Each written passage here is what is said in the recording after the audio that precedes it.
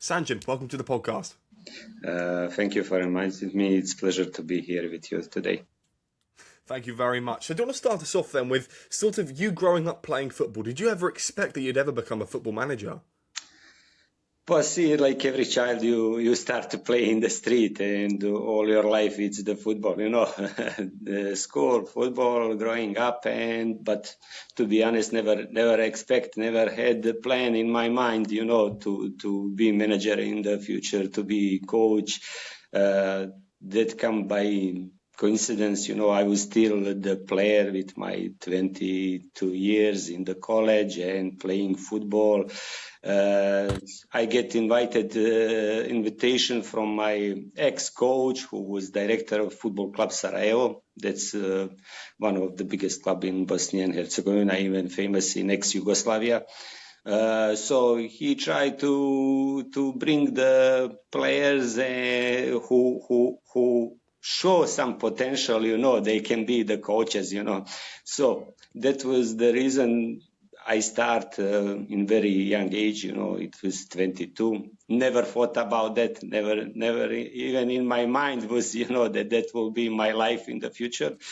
But I start like that and with small kids, and now 25 plus years after, that's my life, that's my whole career, and something what makes me very happy, when you have your job, who you love and enjoy in the work every day, then that's not the work, that's not the job, Even you earning the money, you live the life, that way of the life, but that's something but it's not obstacle or something difficult, to go for the job day to day, but pure pleasure, and I feel I'm lucky that I can work something what I really love.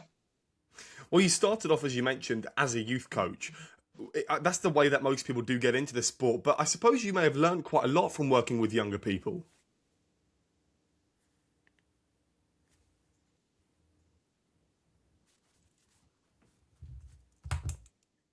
I can hear you, don't worry. The call I cancelled. Can you repeat the question, please? Sure. So obviously you worked early on in your career with youth teams, Yes. like with the younger players. So what did you learn more from them that perhaps you wouldn't learn in an environment full of fully grown men? But see, my opinion, I see today, some coaches start, they are good big players, and they start direct with the first team, to get the opportunity. But many of them are not successful that much. And my opinion, going through the career from the youngest ages in the youth and going step by step, that's the time when you need to learn through your older colleagues, who need to help you, that you get that necessary experience and to go in that progress through the youth. To learn to work with all ages before you come for the first team, that's for my opinion very, very important for every coach, and my suggestion for every coach to go to that process together with their education to finish all the license, everything, but to go step by step and gradually to build up your career. That's very important, because playing football and to be a player, it's one thing, but to be the coach, it's something totally different. It can help you, that experience from the dressing room, or even if you play in higher or highest level in the football, of course it will help you, because you get the experience from big matches, from working with the big coaches, but you can't learn the job just like that. My opinion, you need to go step by step. You need to learn from the mistakes, and you will make the mistakes even today, and that will make you definitely better coach, more experienced coach, working with other coaches. And if you put, of course, your ego on the side and you are willing to learn, to educate, and to develop yourself, that's the right way for good successful career in football. In 2006, you ended up going to Bahrain, which is a really interesting place, obviously in the Middle East. What was your experience like there? Because again, if we're going to take into account the weather, always being hot, and you having to adapt to that environment. After 7 years working in Football Club Sarajevo, I was, I think, 29, something like that. I was still a young coach, and I get a professional opportunity to go in the Bahrain. I get the call from my friend, and he was already there one year, and he offered me the job. It was interesting, not only because the contract and the salary, everything, but it's Bahrain. It's something that I didn't have the opportunity before to work anywhere outside of Bosnia and Herzegovina. So I accept the offer. I got there, and from that time start my international career, if I can say like that. That was my first job. I started to work there in the youth. There is something interesting about that one. Probably anyone who work in the Middle East will tell you there is one special moment for you when you arrive there in that countries, no matter it's Bahrain or Kuwait or Saudi Arabia, wherever you work. The moment you enter from the airport outside, and maybe you come, I arrive 2:00 in the morning, and I expected, like in Bosnia or somewhere in Europe, it's always chilly, no matter even it's summer. And then it's 35 or 37 degrees outside. It's like somebody put hair dryer in your face, and you just think, oh my God, where I come? What is this? So yeah, that's everybody will tell you that special moment when you arrive first there, and then expectation, what will happen? It's new country, it's new culture, and this is something what I really love in my work. To get the opportunity, not only when you travel and you visit some country for a few days, that's something, you are like tourist, but when you have the opportunity to work somewhere, to live with that people, 1 year or more. You get the opportunity to meet the culture, to meet the people, to go deep inside the society, to understand their values, the way of life, the culture, the way how they understand the life, and it's real like treasure for me, to be honest. Make you rich and open your mind more for the life. You actually won some trophies when you were out there. Aside from the trophies, which we can go on to speak about, you mentioned that football for you, being a coach, being in the youth teams, being a manager, doesn't feel like a job. But when you are in Bahrain or in another country away from where you were born, does it feel even more like a holiday and less like a job? But see, it depends. We are from Balkan countries, we are very focused and very concentrated about our job and professional. Of course, you go outside, you are professional coach, and my approach is always like that. No matter in Bahrain, in Kuwait, all that countries, for them it's everything little slow. They are not that type like we are here in the Europe. We always hurry to finish everything. If we can do it direct now, you will do it. You don't leave nothing for tomorrow. But in that countries, they live more relaxed, probably because of the way of the life, and that's rich countries. And for them, it's inshallah. That means tomorrow we will finish everything, and that probably drives crazy many of the coaches who work there. You need to finish direct something, and they just tell you, inshallah, tomorrow, inshallah, bukra. And that means you will not wait tomorrow, you will wait probably 15 days or 20 days. And by the time you learn and you adapt to that one, and that's very important when you work in foreign countries, that you adapt and that you understand the culture and the way of life, and then it's more easy for you. And yes, like you mentioned, but you see, when you work in the youth, the development of the young players, the way how you approach and learn them to become not only good players, but also good personalities, to achieve some dreams in their life, it's really a long process. And this is something what makes me happy. Of course, when you win the trophies, it's important. More in first team than in the youth, but it's important. They bring you some joy, and bring you in the end that sweet finish of the season, when you take that trophy. But what makes me most happy than anything else, it's when I see after all these years, I look around and I get the calls from my ex-players, no matter from Bahrain or Kuwait or Kenya or Bosnia and Herzegovina, and I see they succeed in their life, and they call me and say, "Thank you, coach," and they remember me to mention me, and that's biggest achievement what I can get in my career. Like example, now in Bosnia and Herzegovina, we are in the World Cup. We are very proud. There is 3-4 players there who will be in the World Cup. I work with them in Football Club Sarajevo or in national team Bosnia and Herzegovina, and it's really proud moment to see them there. They come in that level. Are you going to be going out to America to watch the World Cup, or?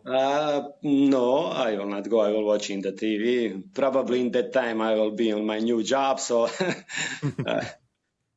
That's good. Good to hear. So the next experience that you had was actually in Kuwait, and I wanted to speak about this again because I'm trying to understand you as someone whose first language isn't English. When you go to a place in the Middle East like you have, how do you translate with everyone? Is it English or is it like Arabic or is it another language? Yes, I use English when I go there, and most of the players, no matter it's young age or the first team, they understand very well English because they have in the schools there. By the time you learn part of the Arabic, especially for the words for the training, when you are in the pitch, and it's not so complicated, even if it's not some big meetings, there is words you can use, so you can use in Arabic words, but in basic you can very easily communicate in English, and that was the way how I communicate there. For all that time, I was 4 years in Bahrain and 4 years in Kuwait, and yeah. In Kuwait, sorry, that was a really good experience. You started off as the youth manager, worked your way up to the senior team manager. Did you feel like that was the right moment for you to go and become the first team manager? You must have been very nervous to start that first training session. See, that is the period, like in Bahrain, my daughter was born in Bahrain, and, even today when they see their birth certificate here, they say, okay, Bahrain, Manama, where is that? That was 2010. After 4 years in Bahrain, I went to Kuwait. I get offer from Al Salmiya club to start to work with under 17 team. And it was really amazing experience, and especially because of the people there. I must say in Bahrain also very, very good people, amazing people, friendly people. I really have good experience from the Arabic countries. And the moment I arrived in Kuwait, I had one amazing president that was Dr. Abdullah Treji, the honest guy, straight guy, and I like this in the people. When you have the people to work who has the integrity and the character, it's more easy to work. There is not going on the sides. You are direct. It's like that, and that's really, really positive. So they recognized my good work, and by the time we had good result in the youth, then in the first team, they wanted, even I get some offers. I was so happy in the club, I didn't want to leave the club, and I stayed there with the first team, like assistant first, and then I become head coach. That was my first time I get the opportunity to be head coach of the first team. And yes, it was really, really great experience because in that moment I was 34, something like that, still young coach. Even I had already 10 years of the career like coach in the youth. I was in that moment young coach, because now it's the trend. You can see many young coaches getting good teams, with 33, 34 years. But before it was not like that. In that time, before 15, 20 years, you will not get the opportunity if you are not 50 years and plus, with really big experience. That was not the case. So the moment I became the head coach of Al Salmiya, what is a big club, a respectable club in the Kuwait, it was great experience, and we had really that first season amazing results. Even the budget was not big. And everybody was expecting that we will probably go in the second division. We made good result. We qualified for the Gulf Cup. This is like here Conference League, something like that. We finished fourth, and it was really, really great experience. In that moment, even I get some offers for the national team under 21 Kuwait, but I already signed with Salmi a new contract. I was so happy with all environment, when you feel happy in some place and you feel you belong there, you don't want to leave that place even, maybe you get some better opportunity about the value of the contract or something like that. And so I stay for that next year more. And then when change the board of directors and new president who is Sheikh there, and that was the time I left the club and go for Al-Qadsiya, what is probably the biggest club there with Kuwait. And I go there for a young team for under 21. It was like reserve team. Also, I won their championship. And I was going to mention that you did go and do that. But then after that was such an interesting experience for you, was the Bosnia and Herzegovina under 21 assistant manager role. Wow, what an experience. How did you get offered that role as a normal guy, and then all of a sudden you're now helping out with the national team? I need to come back for Salmia shortly, because in that time I become head coach. They already start, UEFA and FIFA start to insist that head coaches need to have UEFA Pro license. In that moment I was UEFA A. And you already become the head coach. It's naturally normal process that you want to develop and to stay to work with the first team and go step by step. So when I returned back in 2014, after that year with Qadsiya, I returned back to Sarajevo to finish my pro license, because I already started in 2013 when I was in Al-Qadsiya. And I finished first semester, but it was impossible to leave the club and go for second semester, and because in that moment maybe I lost my contract or something. So I needed to finish that season, and then I start from the next semester when I was back in Sarajevo. I get the call from my club, that Football Club Sarajevo. That's the club where I grew up. I support that club from my youngest age, and they called me to come. They organized the academy. What was interesting at that time in the club enter Mr. Vincent Tan. He's the owner, I think, of Cardiff City in that time. I don't know, still he's there. He's the billionaire from Malaysia. So he buy the club and organized the academy. That needed to be one big process by the time to assemble like the best academy in the Balkan region. Even if you have Dinamo Zagreb and Red Star Belgrade, that's big clubs, Hajduk Split. The target was to build the Sarajevo and return back the name even in the academy, and produce the players to prepare them for the future market, sell, and everything else. So I accept the invitation, and in that process I stayed 4 years. From that 4 years, 2 years I was head of the youth, working in under 17, under 19, and then I become head of the youth. And in the same time, 2016, I become assistant in the national team under 21. What came like natural, again, I need to mention again, in that time, director of football teams in national team Bosnia and Herzegovina was Daniel Piric. That's the same, my ex-coach who called me in Sarajevo when I start my career. So in some way, he was like my mentor through all my career, supporting me there and believing in me. So that 3 years, in the same time, I was head of the youth in Football Club Sarajevo, the academy, and under 21 national team assistant coach with Mr. Vinko Marinovic, who was head coach. We had some good results with the national team. I need to mention that because it was really great experience to play in highest level of the football international. Okay, it's not a national team, but I can tell you, like we play in England, we were there in Wales, amazing players, and even with Portugal that time, they were in our group with Romania and Wales, and we finished third, but to the last match was between us, Portugal and Romania. And in that time in Portugal, you have Joao Felix, Diaz, who play now Manchester City, Dalot play Manchester United,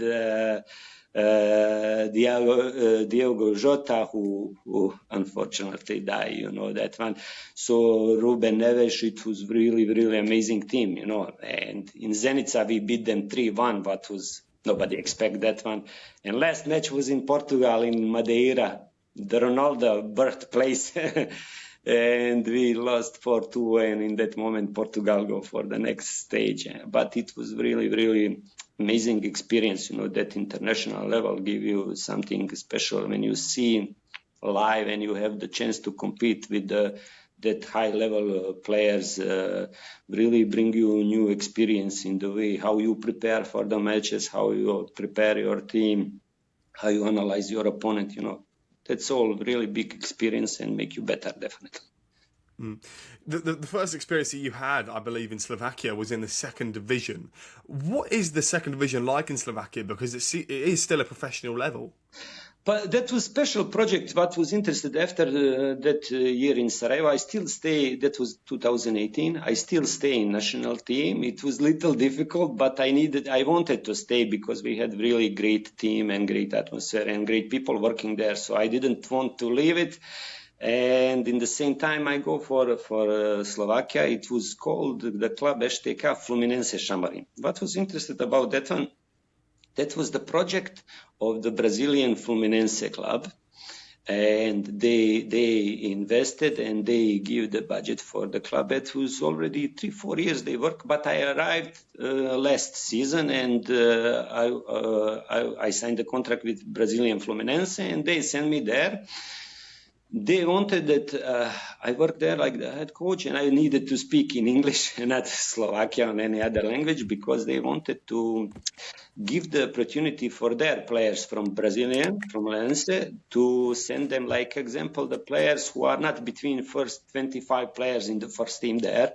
That's the players from 25 to 35, something like that. And then they transfer them to some clubs on the loans, to get the experience. And that project was like basic idea, because the Brazilian players have the problem. They are very talented. They are amazing, but they have one huge problem. Number one, they don't speak English. So they have big problem when they arrive in the Europe. They make transfer. They lose 1 or 2 years, or they never learn until they adapt to communicate with the team, to communicate with the coaches, with the fans and media.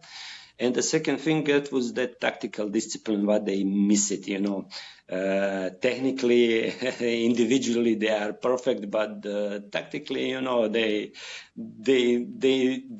are used to put that little on the side. It's not so much important. So that was the strategy. That was my primary job, to help them to develop. And in that year, I had the opportunity to work with 6-7 players who are, like, after 6 months, they sent some new guys, and coach assistants was also from the Brazilian Fluminense. So it was really great experience. And I still have friends from that coaches. We are in the touch. They congratulate when we qualified for the World Cup. We are still in touch. That's real pleasure, to have the friends all over the world, to have the opportunity to work with them and to stay with them, It's really, really amazing. You moved to Kenya, which is incredible. It is a country that isn't really renowned for football abilities. But when you got offered the job in Kenya, were you skeptical? Because I know that a lot of people have very specific opinions on places like Kenya. What did you feel before you went there? I need to be honest, it was not the plan in first moment. The plan was to stay in Slovakia, but in that year, maybe in the half season, Fluminense get some financial problems, and they start to feel difficulties. And after that, the people from Slovakia, the president, Mr. Chava Horvat, really is also amazing guy. We stayed to work together. They support me totally. Even in that moment, Fluminense moved on the side because they were not able in that moment to continue to support the team. But the Slovakian guys, they were really amazing. They support everything. They finish everything. We finish season. But after that season, they moved. They were not anymore. They were not able to continue in that level, if you understand me, to invest, to have the budget on that level. It was impossible. So that was the reason I left Slovakia, and I get the offer from Kenya. What was interesting, the offer came from my lawyer, and he is Dev Kumar Parmar. He has the lawyer agency. He's from London there, from England. Also interesting thing, we met each other in Football Club Sarajevo by some mutual friends, and now he's a real friend, and we are still almost every day in the touch. And the owner of the club, Nairobi City Stars, is also English guy, the businessman. He was born in Kenya, but he go back in England after, I think he turned 16, 17, then he finished the college, everything. Go Czech Republic, he make big business there. He make buildings, shopping malls, in basic billionaire. So to don't complicate too much, so he returned back to Kenya, and he wanted to invest in the football and to make some educational programs to help the youth to develop and to give them some opportunities through charities and everything. It was Jonathan Jackson, the name of the president, and he has his foundation, So it was helping the club and investing in the football, but in the same time helping the society and working on the way how he can promote football and any kind of the sport, to give the opportunity, because Kenya is, to be honest, really in some way poor country. A lot of problems with the facilities, for the young players, for trainings. So it was challenging in one way. I really didn't have any problems. The people are very friendly. Even it's dangerous there, because the Nairobi, it's the city, 6 million people, And what is characteristic for me, I thought I work all over the world. Nothing can surprise me, but Kenya surprised me in Africa. Now I'm ready to go everywhere. There is a big gap between some, how to say, not rich people, okay, rich people, but also, people who live normal life. There is not so much big like in the Europe, you have people who working and live normal life, everything, and you have rich people and some of the poor.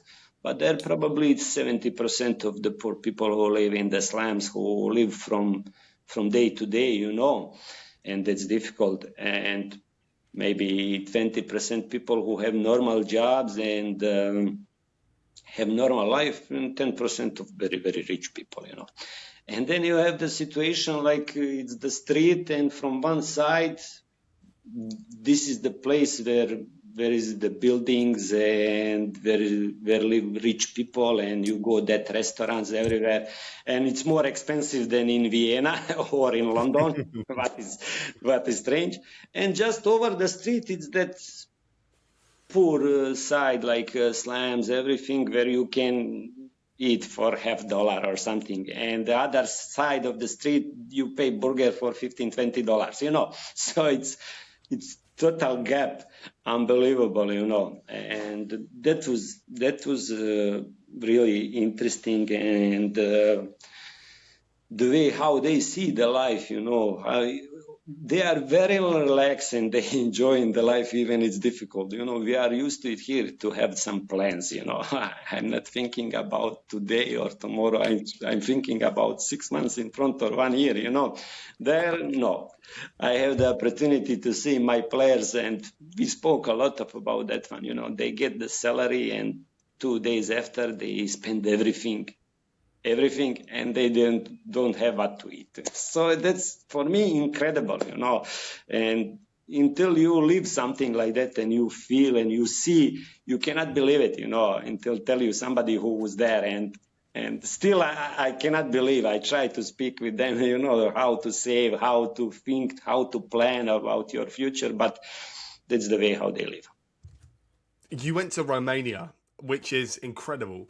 I'm a big fan of the country, and I suppose, are you a fan of Romania after you've been? Yeah, definitely. I was surprised, to be honest. I work there in Slovakia, and I go all over the Europe, and with the national team, with my clubs, you travel a lot, and I work in the Gulf and Africa. So I get the opportunity to work in Romania. It was Petrolul Ploiești, Romania Super League club. Really nice club in Ploiești. The fans are really amazing. And it was the opportunity to work with Mr. Mehmet Topal. He was famous ex-player from Galatasaray, Fenerbahce, Valencia, and playing for national team Turkey, maybe 100 games, So the people from football, little older generation, probably remember him. And I get the call, I get that offer, and it was interesting for me, to get that opportunity to see the Romania football. And to be honest, was very surprised. Surprised with the facilities, I didn't expect, I didn't have that opinion, okay, now Romania is in European Union, but the way how they develop, because I remember before from some documentary, everything, the way Ceausescu before, it was socialistic country, it was not something too shiny, But now you go there, 70-80% of the stadiums are top level, one from the best stadiums I saw in my life, and I go everywhere, the organization of the league, the quality of the league, it's really, really good level. I must say that one, the media, how they support, how they follow. Something similar, they like Italy, So when you see, like in Italy, that TV shows with many people on TV, a lot of interviews, press conference, everything is shining. Now it's like that in Romania. So that was surprising for me. I didn't expect that one, and that was positive surprise and good experience, And the fans was really great, and I like that. The football, what is football without the fans, without that atmosphere, that energy, that's the football. You live for that one. The last question I've got to ask you is, obviously you've been out of work now for, just over a year or two. What is next for you? Are you eyeing up another job? Have you got another job? What's the plan? Yeah, how is the coaching job, you're going step by step, but you cannot always go up. Sometimes it's up, it's down, I get some opportunities, some offers. In that moment, that was not for me. I decided to wait for more, in some jobs where I was keen to get the jobs, I will be very interested. You come close, but you don't get the job, and it's like that. You need to be patient. But definitely need to go back after 1.5 years.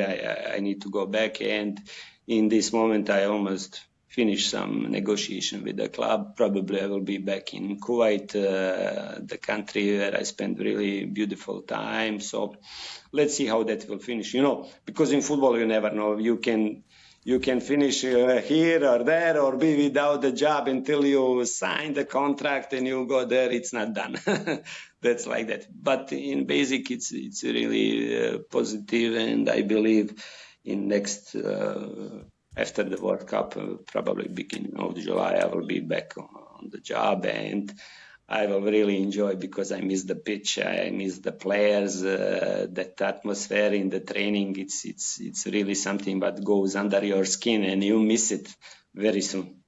when you are not in the pitch. Well, Sanjin, thank you very much for joining me. All the best for the future, and hopefully Bosnia win the World Cup. Thank you. It was a real pleasure. We are very happy Bosnia is in the World Cup. It was amazing to put Italy and Wales. It was difficult matches. They are amazing teams, but we deserve it. Bosnia have really great now young team who has amazing character and fighting spirit, and that brought us there to the World Cup. And you are there. Everything is possible in football. To be the champions, not probably not, but to go from the group to the next stage, that's possible, and it will be really greatest achievement for our country, and it will be something amazing. And I want to wish our players and national team all the best in the World Cup. Thank you very, very much. I really, really appreciate that. Thank you very much for joining me.